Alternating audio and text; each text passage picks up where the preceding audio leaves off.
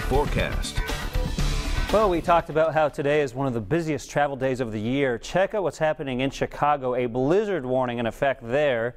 And that's obviously not great for Chicago O'Hare Airport. That airport can be a pain in the neck when the weather's perfect, so imagine this. Anyway, this system will affect our weather. In fact, this center of low pressure will spin up a second center of low pressure. That will be our storm starting tomorrow night. So let's get into that right now. I do want to point out we're not getting snow. We're on the milder side of that system. So tomorrow afternoon, I'm still anticipating that it's mostly rain-free, but here comes the rain, likely getting started towards the end of the Monday evening commute. So the first part of the commute may have some light showers, but we should be doing okay. And then most of the rain falls late Monday night into the early morning hours of Tuesday. You can see that right here. But by, say, 5, 6 o'clock in the morning, we should be pretty much done with the precipitation. And Tuesday should be a dry day, a little bit breezy, though, on the backside of that system. So how much rain are we talking about? Well, similar to what we saw this morning, we're talking about an inch to an inch and a half of rain. Now, in these situations, when we have a healthy tap of moisture, we can always get overachievers. By that, I mean there could be spots which get closer to 2 inches, so some localized street flooding is possible. And obviously we have to keep an eye on the Patuxent River in Cranston, still under a river flood warning.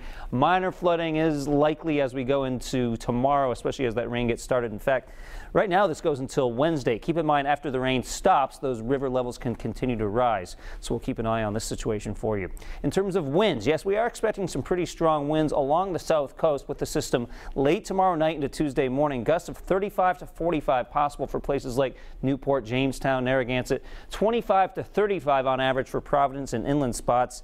And we could get some gusts 45 to 55 miles an hour for Block Island, Cape Cod, and the islands. So it's in this red zone down here where the most likely chance of power outages would be. But even along the south coast, there is a low risk of some of those outages occurring. I think most of us will do okay. Generally, 25 to 35 is below the threshold to really produce a whole lot in the way of power outages. But we'll keep an eye on the wind part of the forecast.